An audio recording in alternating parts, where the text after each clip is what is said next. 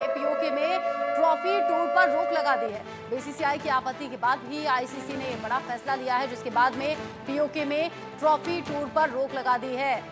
BCCI ने जिस तरीके से ये फैसला, बीसीसीआई की आपत्ति के बाद आईसीसी का ये फैसला सामने आया है, इसमें सीधे तौर पर ये आपत्ति को कंसीडर भी किया गया। अब ये बड़ा फैसला किया गया है कि पीओके में ट्रॉफी टूर नहीं होगा। मनोज जी, एक तरफ तो भारतीय टीम जो जाने से मना कर चुकी थी, और अब चैंपियंस ट्रॉफी का टूर तक नहीं होगा पीओके में।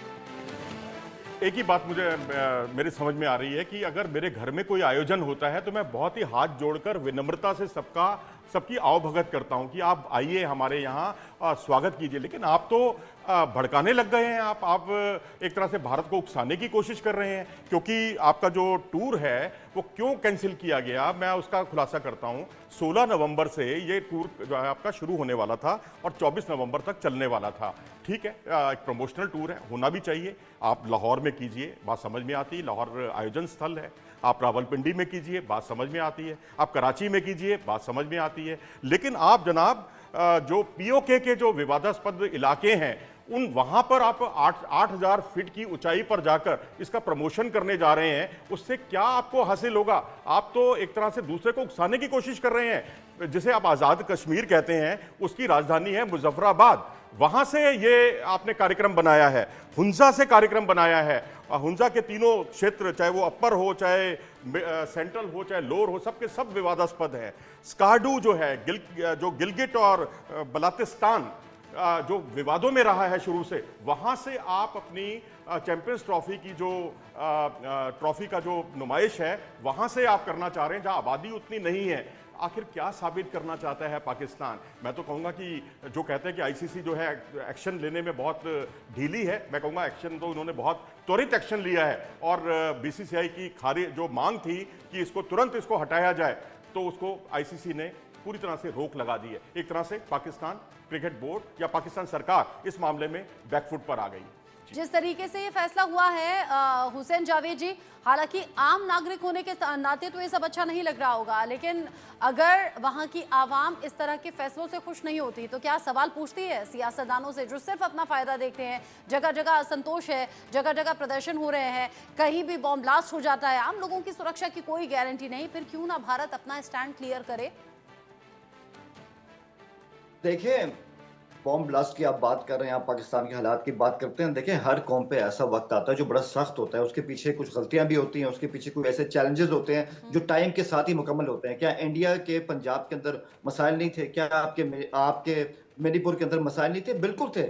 वक्त के साथ आपने उस पर काबू पाया, ये एक फैक्ट है। इसी तरह हर कौम पे ऐसे प्रॉब्लम्स आते हैं जिनको टैकल करने में टाइम लगता है। पाकिस्तान सरकार या सेना इस तरफ ध्यान दे रही है? इन प्रॉब्लम्स को सुलझाने की बात कहीं भी हो रही है क्या? हम तो ये देख रहे हैं दशकों से कि पाकिस्तान अपने ही बोए हुए जो आतंक के बीज हैं उससे सिर्फ खोखला हो रहा है।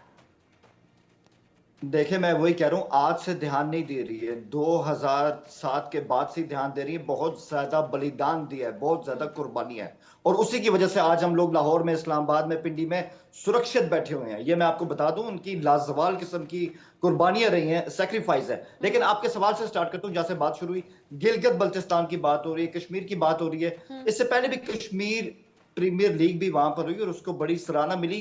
क्यों ट्रॉफी वहां गई? इसमें मकसद को इंडिया को ये दिखाना नहीं था कि इंडिया सीख पाओ जाए। मकसद है कि वहां से अच्छा क्रिकेट टैलेंट मिलता है। हमारी पाकिस्तान सुपर लीग के बेहतरीन प्लेयर वहां से आए हैं। हारिस रऊफ, जिनका डंका बज रहा है दुनिया में, वैसे वो पिंडी में रहते हैं, लेकिन अगर आप उनकी थोड़ी सी हिस्ट्री को देखें, उनका ताल्लुक पाकिस्तान के कश्मीर के इलाके से है। तो इतना बेहतरीन टैलेंट आता है इसलिए ताकि वहां पे लोग और ज्यादा सामने आए। इसकी वजह सिर्फ क्रिकेट की प्रमोशन है और कुछ नहीं है। और इससे कोई फर्क नहीं पड़ता कि उस इलाके की आबादी कम है या ज्यादा है, क्रिकेट का पैशन वहां पर भी है और ऑब्वियसली हर बंदा उसको अप्रिशिएट करता है। इसकी सिर्फ यही वजह है। लेकिन मैं यहाँ पे एक बात कहूंगा क्योंकि इसमें थोड़ी सी हमारी डिस्कशन के अंदर सियासत की बात हो रही है, राजनीति की बात हो रही है। मैं भी एक बात ऐड करना चाहूंगी। आपने कहा 2007 के बाद से सियासतदानों ने इस तरफ बहुत ज्यादा ध्यान दिया और हम पहले के मुकाबले बहुत ज्यादा सेफ सिक्योर हैं। हुसैन जावेद जी, ये कौन सी सेफ्टी और सिक्योरिटी है जहां पर खाने के लिए रोटी नहीं है? ये कौन सी सेफ्टी और सिक्योरिटी है जहां पर आटे के लिए लाइन लगती है और कई लोग, मासूम लोग उसमें अपना दम तोड़ देते हैं। कई बुजुर्गों को 80 साल की उम्र में लाइन में लगना हो रहा है और आटे की कीमत आसमान छू रही है। और आटा वो चीज़ है, बहुत बेसिक चीज़ है। ऐसा नहीं है कि मैं चिकन की बात कर रही हूँ या मटन की बात कर रही हूँ। देखिए, इस तरह की जो घटनाएं होती हैं, इस तरह के जो वाकयात होते हैं, वो अफसोसनाक होते हैं, लेकिन ये कोई रोज की रूटीन नहीं है। ये मैं मतलब आपसे सुन रहा हूँ, लेकिन पाकिस्तानी मैं भी हूँ, मैं भी सारी उम्र यहाँ पे रहूँ। लाहौर के अंदर या हमारे दूर दराज इलाकों में ऐसी कोई लाइंस नहीं लगती हैं।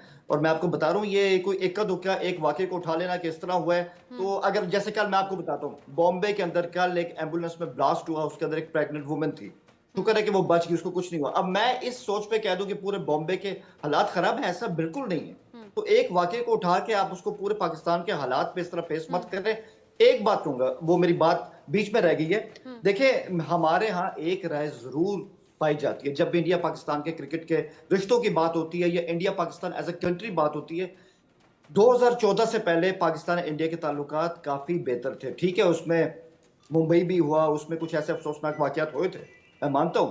लेकिन सवाल ये कि जब तक कांग्रेस का दौर आता, यूपीए का दौर आता, जब इंडियन अलायंस बन गया, ताल्लुकात बेहतर थे। आप याद कीजिए, हिंदुस्तान के अंदर ही आखिरी वनडे सीरीज जो हुई थी, आखिरी T20 सीरीज हुई थी, वो मिसबा की कप्तानी में हमारी टीम इंडिया आई थी, तो कांग्रेस का दौर था। उसके बाद ये चैप्टर ही क्लोज हो गया। आज भी हमारा मानना है, ठीक है, आप शायद मुझसे इख्तिलाफ करें या आप इस इत्तेफाक करें, आपका हक है, कि जिस दिन बीजेपी की गवर्नमेंट जाएगी, आप देखिएगा कांग्रेस या राहुल गांधी दोबारा आते हैं, ताल्लुकात बहुत बेहतर होंगे। ये तो और ये हुसैन जो आज जावेद हम जी फंसे वैसी हैं, बातें कर रहे हैं हाइब्रिड जैसी करें, जम्मू आज हम कश्मीर ये से करें रह कि रहकर हमारे यहाँ होती हैं। बायोलेटरल हो रहा है, ये हाँ, सब चीजें चल पड़ेंगी। ये अफसोस कुछ है कि वैसी बातें हैं, ये कुछ वैसी बातें हैं जिससे बीजेपी रह रहकर आरोप लगाती रही है, कांग्रेस या फिर जम्मू कश्मीर की कई अलग अलग पार्टियों का नाम लेकर कि पाकिस्तान से साठगांठ है। खैर, ये अलग सी बात है। मनोज जी रिएक्ट करना चाह रहे हैं। मैं एक बात इसमें जोड़ना चाहूंगा। करगिल जैसा मार जो हमने झेली, और उसके बाद जिस तरह से अटल बिहारी वाजपेयी साहब ने जब टीम को रवाना किया, तो उन्होंने एक वहां पर ये बात कही थी कि वहां पर आप मैच भी जीतिए और दिल भी जीतिए। ये बहुत बड़ी बात थी। वो बीजेपी की ही सरकार थी जनाब। आप बार बार एक ही पार्टी पर आरोप लगा रहे हैं बार बार। अब पाकिस्तान के यूट्यूबर्स और पाकिस्तान के पूर्व खिलाड़ी तो अब नवाज शरीफ साहब को देख रहे हैं, क्योंकि वो उनको लगता है कि नवाज शरीफ क्रिकेट प्रेमी हैं और मोदी जी के बहुत करीबी हैं, और मोदी जी उनके शपथ ग्रहण समारोह में भी आए थे। तो वो सारी चीजें जो है उनको भी ध्यान में रखना चाहिए। और एक बात ये है कि अगर इतना इनोसेंट है पाकिस्तान, तो आईसीसी उसकी सुनता क्यों नहीं है? अब आप देखिए, स्पोर्ट्स ऑफ आर्बिट्रेशन में 2 बार वो गया।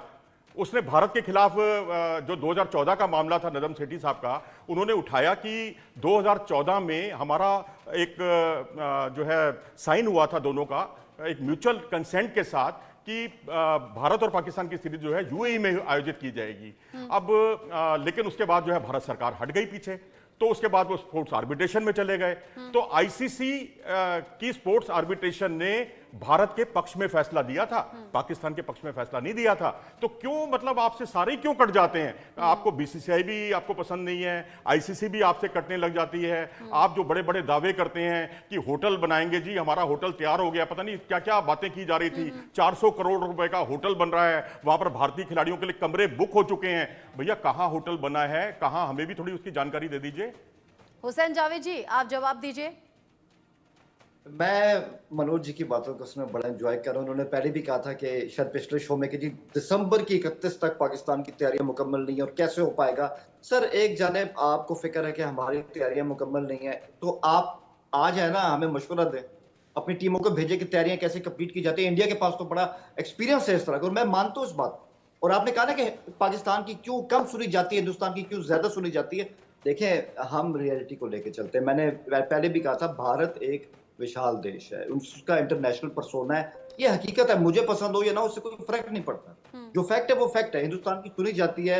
आईसीसी पे, इंटरनेशनल क्रिकेट पे इंडिया का एक दबदबा है, असर रसूख है, ज्यादातर उनका रेवेन्यू चलता है, ब्रॉडकास्टर आपकी सुनते हैं, ये हकीकत है। मुझे पसंद हो या ना, उससे क्या फर्क पड़ता है। तो मैं उन बातों को लेके चल रहा हूं। लेकिन जहां आपका दबदबा है, जहां आपकी इतनी पावर है, मीडिया आपके हाथ में है, आप आईसीसी के फैसलों को कंट्रोल करते हैं, सर प्लीज प्लीज बड़ा भाई बनिए, बड़ा भाई बनिए, जिम्मेदारी का भी मुजाहरा करें, बड़ा भाई, ताकत के साथ बड़ी बड़ा भाई जिम्मेदारी भारत भी बहुत बार बना है हुसैन जावेद जी, लेकिन क्या कहें, जब गले लगाने के लिए भारत आगे आता है ना, तो पाकिस्तान पीछे से पीठ में छुरा घोंपने का काम करता है। अच्छा, आपने बहुत से एग्जांपल्स दे दिए, हालांकि न्यूज से थोड़ा, ये क्रिकेट जगह से थोड़ा सा हटकर है, लेकिन कुछ खबरें मैं आपके साथ में शेयर करना चाहूंगी और मैं चाहूंगी, हालांकि आप खेल विश्लेषक के तौर पर जुड़े हैं, लेकिन आप रिएक्ट कीजिएगा।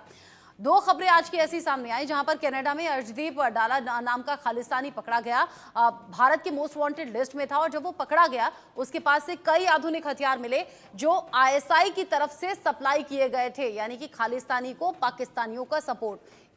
सवाल नंबर 1, इसको लेकर रिएक्ट कीजिएगा। आपने कहा कि भारत बड़ा भाई बनता है, भारत ऐसा करता है, भारत वैसा करता है। मुझे बताइए, चीन तो आपका अपना सगा है ना, चीन तो बड़े भाई की भूमिका निभा रहा है, बहुत मजबूत दोस्ती पाकिस्तान से है, लेकिन चीन को भी मजबूरन अपने नागरिकों की सुरक्षा के लिए कदम उठाना पड़ रहा है पाकिस्तान में रहते हुए, क्योंकि चीनी नागरिकों पर जो बार बार हमले हो रहे हैं, चीन कह रहा है भाई अपने नागरिकों की सुरक्षा हम खुद करेंगे, हम तो अपनी सेना वहां पर तैनात करेंगे। और एसएटीपी की रिपोर्ट नंबर 3 सवाल भी सुन लीजिएगा आप, जब 2 सवालों के आप जवाब दे रहे हैं, तो एसएटीपी का नाम आपने सुना होगा, साउथ एशियन टेररिज्म पोर्टल।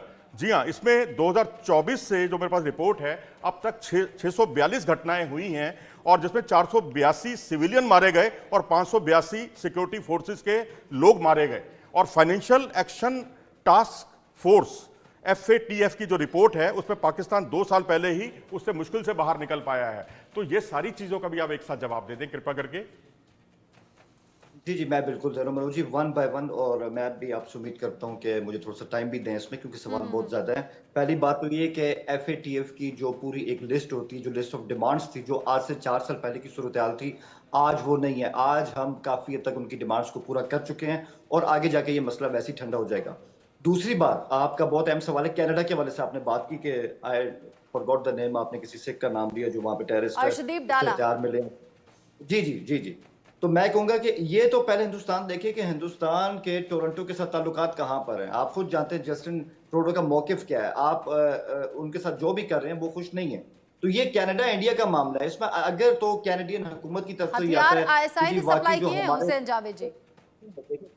आप सुन तो लें, रचना जी टाइम तो दें। हाँ, ये सिंपल सी बात है, अगर तो कैनेडियन गवर्नमेंट ये कहती है कि यार आईएसआई की फंडिंग है, ये सबूत आए हैं और इंडिया और कनाडा के दरमियान रिश्तों को खराब करने की बात की जा रही, तो बात भी हो, ऐसा कुछ नहीं है। लेकिन उनके तो रिजर्वेशन आपके साथ है, जस्टिन ट्रूडो के, वो आपने और उन्होंने बैठ के हल करने, उसमें पाकिस्तान कुछ नहीं कर सकता। ये बात बिल्कुल फैक्ट है।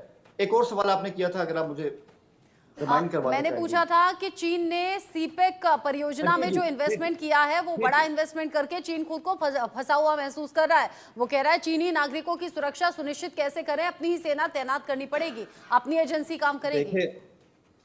देखें प्रॉब्लम रहे हैं, जारी बात है, सीपैक जो है वो 2015 से लॉन्च हुआ था और एक बहुत बड़ा हिमालयाई किस्म का प्रोजेक्ट है, 1 बेल्ट 1 रोड। और प्रॉब्लम इन सब का पहले से अंदाजा था कि पाकिस्तान के जो हालात हैं, खासकर 2001 के बाद से, वहां पर खासकर बलूचिस्तान के अंदर से ये पूरा जो हमारा जो सिख रूट है, ये जाना है गवादर तक, और आपके इल्म में, आप लोग भी जानते हैं सारा। तो यहाँ प्रॉब्लम बहुत ज्यादा है। बलूचिस्तान में हालात हमारे लिए सही नहीं है, लेकिन वहां पे सिक्योरिटी फोर्सेस पूरी कोशिश कर रहे हैं कि हालात बेहतर करें। इस तरह की चीजें होती है, लेकिन चाइना ने अच्छा हुआ कि आपने माना कि बलूचिस्तान में हालात ठीक नहीं है। पाकिस्तान के अलग अलग इलाकों में ये जो प्रदर्शन होते हैं, पाकिस्तान के अलग अलग इलाकों में जो असंतोष है, टकराव की स्थिति है, फिर कैसे आ जाए भारत की टीम, आप खुद बता दीजिए। देखिए, बलूचिस्तान में कोई मैच नहीं हो रहा रचना जी, बलूचिस्तान में कोई मैच नहीं हो रहा। ये अलग बात है कि कपिल देव ने कोयटा से अपने करियर का आगाज किया था, ये भी मैं बता दूं, मनोज जी इस बात को जानते होंगे। जी बिल्कुल, सचिन तेंदुलकर ने भी वहीं का आगाज किया था जनाब, आज ही के दिन किया था, कराची में वो खेले थे पहली बार टेस्ट क्रिकेट में। वो सारी बातें अपनी जगह पर हैं, लेकिन अब आप ये देखिए ना कि अगर वहां पर आटा जो है 130 या 140 रुपए किलो मिलेगा, लाहौर में चीनी 150 रुपए किलो मिलेगी, 248 रुपए 250 रुपए लीटर जो है पेट्रोल मिलेगा। तो इसका मतलब ये नहीं है ना कि हताशा में शायद इतने पैसे हैं कि उन्हें महंगे दाम हंसने पर मजबूर कर रहे हैं। हुसैन जावेद जी, आपका मुल्क है, आपके लोग भूखे मरते हैं, आपके लोग लाइनों में खड़े होते हैं, यहाँ हमारी आंखें नम हो जाती हैं उन लोगों को देखकर, और आपको हंसी आ रही है, आपको इतने महंगे दामों पर हंसी आ रही है। आपकी आंखें हमारे लोगों को देख के तो नम हो जाती हैं, तो हमारी जो नम आंखें और उम्मीदें कि हिंदुस्तान यहाँ के खेले, वहां पर आपके दिल नहीं। पहले बेसिक चीजों की बात तो कीजिए, खेल की बात तो बाद में कीजिएगा। आटे के दाम, बेसिक चीजों के दाम, यहाँ के- रोटी थाली तक नहीं आ पा रही है। इस बात पर आपको हंसी आ गई? और फिर जुबान क्यों फिसल जाती है आपकी? अगर इसका मतलब है पेट में अगर भूख हो तो जुबान फिसल जाएगी। आप हमारे यहाँ के मीडिया के लोगों को गाली मेरी गलौज रूह कांप करेंगे, गई थी उनके माँ हुसैन बाप को जावेद जी, कराएंगे। मेरी रूह कांप गई थी जब मैंने वो बुजुर्ग लाइन में खड़े हुए देखे। उनकी मैं क्या कहूं कि मांस तो नाम भर के लिए था शरीर पर, हड्डियों का ढांचा लग रहे थे। लाइन में खड़े खड़े उनकी जान चली गई। मैं देख नहीं पाई वो ऐसे वीडियो। ढांचे आप क्यों नहीं आपको देखते? झारखंड में, ऐसे ढांचे आपको उत्तराखंड में, ऐसे ढांचे आपको मणिपुर में, आपको पता ऐसे है, ढांचे आपको पता है आपको भारत प्रदेश में भी सरकार मिल फ्री का जाएंगे। राशन बांटती है? हम तरक्की आपको को पता है देखिए, फ्री का राशन बांटती है? बात करूं, देखिए सीरियस नोट पे एक बात करूं, सिर्फ हिंदुस्तान है, पाकिस्तान है, हम डेवलपिंग कंट्रीज है, ठीक है। हम यूएसए नहीं है, हम चाइना नहीं है, हम तरक्की याफ्ता मुल्क नहीं है, हम अभी स्टेज पे नहीं पहुंचे। इस तरह की घटनाएं होती हैं, सोचनाक होती है। पर मैंने वही कहा ना, एक वाकये को उठा के पूरे मुल्क की जो पिक्चर है ना उस पर पेश मत करते। ऐसा नहीं करना चाहिए। आप लेकिन मुल्क जर्नलिस्ट आपका हैं ही है, हमारा, और आपके मुल्क की ही बातें हैं, ये एक्सेप्ट करना होगा और ये देखना होगा कि आपकी सरकार बदलती जरूर है, स्थिति क्यों नहीं बदलती, क्यों धमाके नहीं रुकते, क्यों आतंक को जो बढ़ाया जा रहा है। यूं तो आप आईएमएफ के सामने कहते हैं कि भाई कुछ तो हमें मदद मिल जाए, चीन की तरफ उम्मीद भरी निगाहों से देखते हैं, अलग अलग मुस्लिम कंट्रीज से आप मदद मांगते हैं, लेकिन क्यों नहीं देखते कि वो फंडिंग हो कहाँ रही है, वो आतंक को पालने के लिए जा रही है? नहीं, हमारे यहाँ ऐसा कुछ भी नहीं हो रहा। हमारी सूरत, हमारी इस टाइम जो सारी अटेंशन है ना जी, वो ये है कि हम अपने मुल्क के अंदर पीस रिस्टोर करें, जो काफी हद तक ऐसा आप हो सोचते चुका है, हैं? काफी हद तक हो ऐसा आप चुका है। सोचते हैं हुसैन जावेद जी? काफी हद तक काश हो कि चुका आपके है। मुल्क और की देखिए, सरकार भी ऐसा एक मुल्क के सोचती। अंदर, एक मुल्क के अंदर इस तरह के मसाइल होते हैं। दुनिया का कोई मुल्क अपने आप मुकम्मल तौर पे आतंक को नहीं रोक सकता, भूख को नहीं रोक सकता कोई। हम इस अर्थ में रहते हैं, इस प्लेनेट में, हम मार्स में नहीं रहते जहां कोई मसले ना हो। वही बात है कि एक वाकये को पेश मत करें, पिक्चर मत बनाएं। मैं कोई एक वाकया नहीं अपने देख रही हुसैन जावेद जी, ऐसी अनेकों घटनाएं हैं, अनेकों वीडियोस हैं, लेकिन हाँ, अगर आपके मुल्क की ये चीजें हैं तो उसे स्वीकार करना भी सीखिए। आप आम नागरिक के नाते ये सोच रहे हैं कि हालात बेहतर हो जाएं और भारत पाकिस्तान के बीच में भी रिश्ते अच्छे हो जाएं, बहुत अच्छी बात है, ऐसा सोचना चाहिए, लेकिन साथ ही साथ अपनी ही सरकार से सवाल भी पूछना चाहिए। पॉजिटिव अप्रोच के साथ अगर कोशिश होगी ना सरकार की, तभी हालात बदलेंगे, वरना नहीं बदलेंगे। जो पॉजिटिव अप्रोच अभी तक सरकारों में नजर नहीं आई, बहुत ही अनस्टेबल सी चीजें हैं, ये आप भी जानते हैं। बहरहाल, इंडिया न्यूज पर आप जुड़े, आपने अपना कीमती वक्त दिया।